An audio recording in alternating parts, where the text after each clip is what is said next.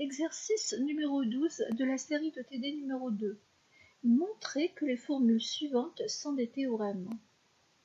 On va commencer l'exercice par la formule la plus simple, qui est le petit c. Le petit c est donné par non A qui implique A qui implique B. On voit que dans cette formule, on a le symbole négation. Et ça nous fait penser directement à l'axiome numéro 3. On écrit donc l'axiome numéro 3 comme premier pas de notre démonstration et on va voir est-ce que ça peut nous aider ou pas. On l'écrit tel qu'il est donné dans le système, sans apporter de substitution de variables, et on va voir si ça va marcher. Alors, l'axiome 3 est donné par non B qui implique non A, qui implique A qui implique B. Je vois que l'axiome 3 déjà me fait apparaître une partie de mon résultat, c'est A qui implique B. Mais le résultat me dit qu'il faut avoir du côté droit, du côté gauche, il faut avoir non A, alors que là j'ai non B qui implique non A. Donc je vais essayer de remplacer ça par un non A. Alors, voyons voir. On peut écrire sur la base de cette partie l'axiome 1. L'axiome 1 donc, va être de la forme non A qui implique non B qui implique non A. Ça, c'est comme deuxième pas de la démonstration. Non A qui implique non B qui implique non A, axiome 1. Entre 1 et 2, on peut faire une transitivité de non A à A implique B. Et c'est ce qu'il fallait démontrer. Quand on a répété non B implique non A, non B implique non A, donc il est répété dans ces deux formules, donc je peux le transiter et avoir directement mon résultat dans le troisième pas. Je vais avoir donc dans le troisième pas non A qui implique A qui implique B. Ici ce qu'il fallait démontrer c'est 1 plus 2 plus transitivité. Formule petit a de non B qui implique B. Pour montrer cette formule, nous allons commencer notre démonstration avec l'axiome 1. On va écrire l'axiome 1 avec substitution de variables. Alors, on l'écrit de cette façon-là, 2 non B qui implique 4 non B qui implique 2 non B. C'est l'axiome 1. Alors, vous voyez très bien pourquoi on a écrit l'axiome 1, faisant apparaître une partie de notre résultat de non B, mais vous ne voyez pas pour l'instant pourquoi on a mis ici 4 non B. Vous allez le voir juste après. Et vous allez comprendre pourquoi ce choix pour 4 non B. Pourquoi c'était un choix plus adéquat pour avancer dans la solution. Alors, le deuxième pas de la démonstration, on va écrire l'axiome 3. Comment allons-nous l'écrire? Alors, l'axiome 3, dans le système, il est donné par non B qui implique non A, qui implique A qui implique B. L'axiome 3, c'est comme l'axiome 2, la partie gauche de l'axiome est liée à la partie droite. Donc, on va écrire notre axiome 3 dans cette démonstration-là en se basant sur cette partie. Je prends cette partie-là comme partie gauche de l'axiome 3 et puis sur la base de ça, je vais produire la partie droite.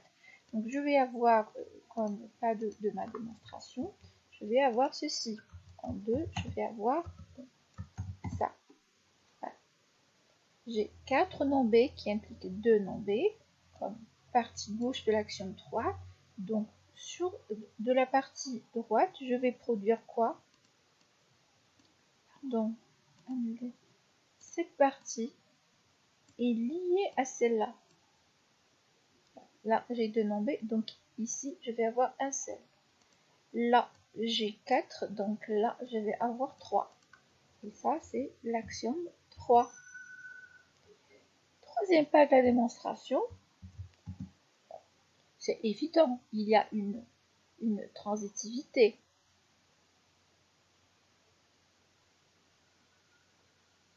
Voilà, ça c'est répété. J'ai 2 noms B qui impliquent 4 noms B qui impliquent 2 noms B. Donc ça, c'est le même.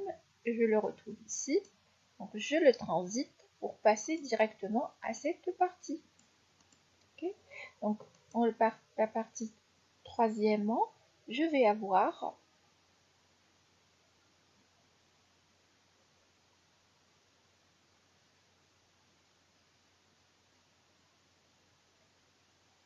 deux noms B qui va transiter, avoir deux noms B, là, transiter vers ça. Voilà. Ça c'est 1 plus 2 plus transitivité.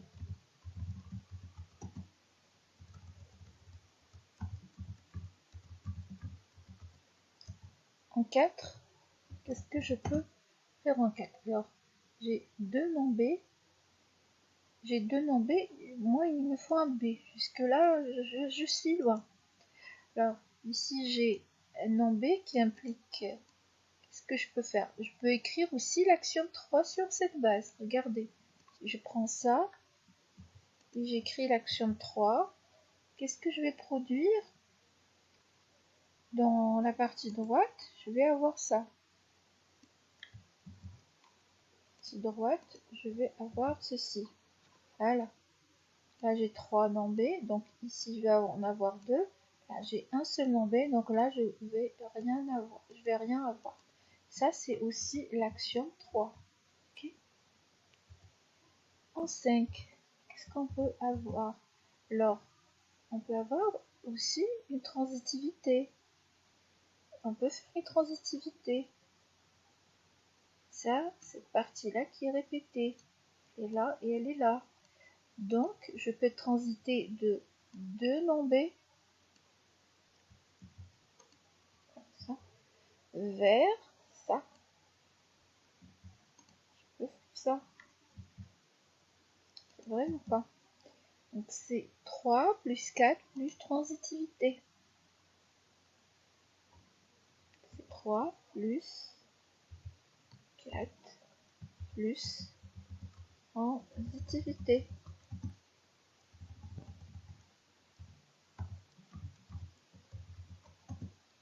En 6. En 6, on peut écrire l'axiome 2. Et lorsqu'on écrit l'axiome 2, il y a ça qui va apparaître dans le résultat. On va écrire l'axiome 2. On écrit l'axiome 2.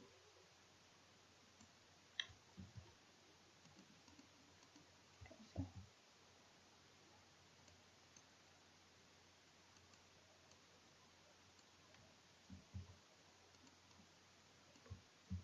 Voilà, c'est l'axiome 2 qu'on a construit sur la base de ça. Et on a 2 noms B qui impliquent 2 noms B qui est là. J'ai 2 noms B qui impliquent B qui est là. C'est mon résultat. C'est ce que je cherche. Par modus ponens entre 5 et 6, on fait sortir tout ça par modus ponens. En 7, je fais sortir, donc par modus ponens, c'est 5 plus 6 plus modus ponens. En 8, le résultat qui sort directement. Regardez, en 8, qu'est-ce qu'on a ici? Ça, c'est le théorème.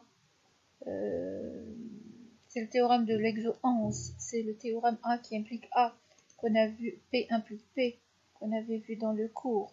Donc ça, c'est le théorème. C'est un théorème. C'est le théorème, c'est le petit 1 de l'exo 11. Ou bien celui qu'on a vu en cours. Bon, je lui donne ce nom. C'est le théorème 1 de l'exo 11. Et en 9, on a directement le résultat qui sort, c'est 2 non B qui implique B. Voilà. Et c'est ce qu'il fallait démontrer, c'est 7 plus 8 plus modus ponens. C'est 7 plus 8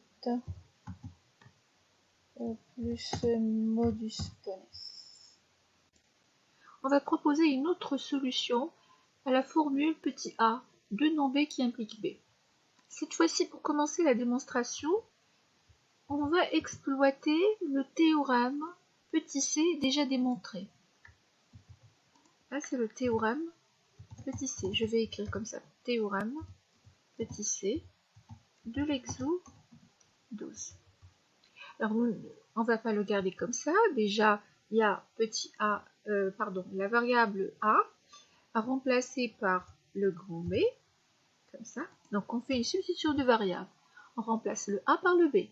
Mais même cette substitution de variable ne me convient pas parce que là, j'ai un seul nom. Dans le résultat auquel je devrais arriver, il me fait apparaître 2 noms.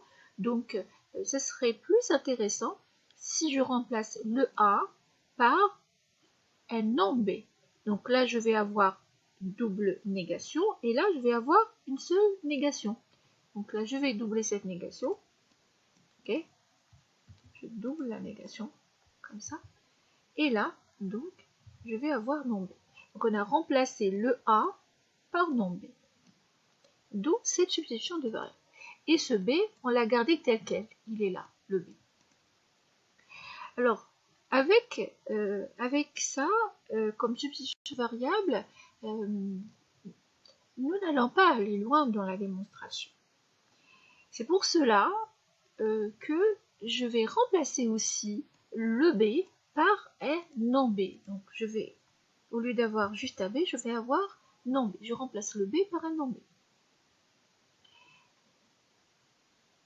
De ce côté-là, alors on voit qu'on a fait apparaître non B qui implique non B qui est déjà un théorème. Donc ça peut m'aider. Aussi, si je veux écrire l'axiome 3 sur la base de ça, je peux le faire. Par contre, tout à l'heure, sans négation ici, c'était impossible de l'écrire. Je vais écrire l'axiome 3 en me basant sur ça comme partie gauche de l'axiome 3. Et dans la partie droite, je vais avoir B implique B, qui est aussi un théorème. Ce serait très intéressant. Dire j'avance et je vois. Alors là, je vais supprimer ça. Ok, bon. Ok. Voilà ce que je vais avoir. Avoir ça, c'est l'axiome 3. Entre 1 et 2, il y a une transitivité. Voilà, on a 2 nombs B qui nous donnent ça. Et puis dans la deuxième proposition, j'ai ça qui est répété. Voilà. Et je me retrouve dans B implique B. Donc je vais avoir une transitivité de ça, de 2 nombs B, vers B implique B. Alors des fois, je me répète, peut-être pour ceux qui ont compris, c'est clair comment appliquer la transitivité, mais pour certains étudiants tombent dans des erreurs comme ça. C'est pour ça que à chaque fois, je répète certaines choses. Donc là, c'est 1 plus 2 plus transitivité. Plus transitivité. Voilà. En 4, qu'est-ce qu'on peut écrire? Alors dans le résultat, c'est 2 nombs B qui impliquent B. Il faut toujours regarder le résultat. Et moi, je suis arrivée à 2 nombs B qui impliquent B qui implique B. Qu'est-ce que je peux faire? Regardez, si je permute entre B et 2 nombs B, je vais avoir de ce côté-là, je vais avoir quoi? Je vais avoir le résultat auquel je veux arriver. Et là, de ce côté-là, je vais avoir un B. Alors, si je fais ça juste pour que vous l'ayez sous les yeux, je vais transiter. Pardon, je vais permuter. Voilà, je permute et là, je vais avoir B. Voilà, on a permuté entre ça et ça. De ce côté-là, j'ai fait apparaître mon résultat. Mais de là, j'ai le B. Maintenant, est-ce que je peux faire sortir ça par modus ponens? Si j'avais une hypothèse B, à ce moment-là, j'aurais pu faire sortir ça par modus ponens. Et si par exemple j'avais ce B comme le théorème A implique A, je peux écrire après théorème 5e A implique A, puis entre 4 et 5, je peux tirer ça par modus ponens. Donc je me dis, peut-être que si je remplace ce B par A implique A, et je remonte dans mes pas pour remplacer partout ce B par A implique A, ça va, mon résultat va sortir. Alors, faisons ça. Voilà, ce B, je vais le mettre en couleur. Le mettre en couleur rouge. Alors, ce B, où est-ce qu'il apparaît? Dans le... ici, où est-ce qu'il apparaît? C'est lequel? C'est celui-là que j'ai permuté. Donc, je le mets aussi en rouge. Ici, où est-ce qu'il apparaît? C'est celui-là. Voilà, je le mets aussi en rouge. J'ai le B qui implique B. Et ce B est lié à ce B dans l'écriture de l'axiome 3. Donc, je le mets en rouge aussi. Okay, je le mets en rouge. Je le mets en rouge. Alors, j'ai écrit cet axiome 3 en me basant sur ça. Donc, c'est ce B-là. Voilà, que je vais mettre en rouge. Maintenant, une fois que j'ai repéré ce B, dans tous les pas de ma démonstration, je vais remplacer ce B par A implique A. Bon, vous pouvez le remplacer par B implique B, par P implique P, comme vous voulez. Moi, je préfère l'écrire A implique A. Au lieu de l'écrire B implique B, déjà, on a assez de B pour que ça soit plus clair. Je vais le remplacer par A implique A. Donc, partout, là où il y a le B, je vais écrire entre deux parenthèses A implique A. Voilà. Et là aussi, vous voyez que mon résultat reste correct. Parce qu'il se peut que des fois, vous essayez de faire ça, mais ça marche pas. Ça marche pas. Mais là, le résultat reste toujours correct. Et là, lorsqu'on fait la permutation, en fait avec un A qui implique A. Voilà. Donc ça, c'était 3 plus permutation. C'est 3 plus permutation. Okay. En 5e pas de la démonstration, je vais écrire A implique A théorème. C'est le théorème 1 de l'exo 11. C'était P implique P. Okay. Exemple. En 6, je vais sortir directement mon résultat. 2 non B implique B, c'est 4 plus 5 plus modus ponens. Je vais faire sortir ça ici.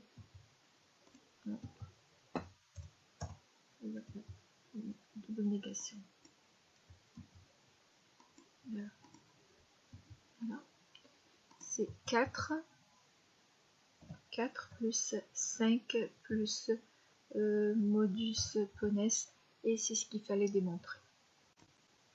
La formule petit b qui implique 2 non B. Je vais commencer la démonstration en écrivant l'axiome 3. Écrire l'axiome 3 de cette façon-là.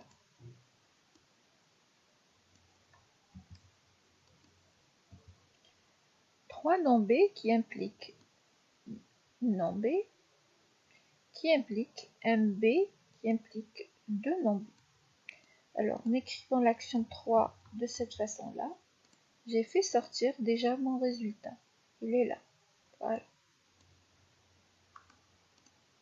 Dans le deuxième pas, je vais écrire 3 non B qui impliquent non B et le théorème petit a déjà démontré. C'est le même théorème avec substitution de variables. C'est le même théorème. On a juste remplacé le b par un nom b. Cette variable-là, je l'ai remplacée par nom b. En la remplaçant ici, donc j'ai eu une troisième négation. Ça, c'est le théorème. Je vais écrire théorème, petit a. C'est mieux d'écrire comme ça, petit a, exo 12. En 3, par modus ponens, entre 1 et 2, répétition, là, par modus ponens, je vais faire sortir b qui implique 2 noms b. Et c'est ce qu'il fallait démontrer. C'est 1 plus 2 plus modus ponens.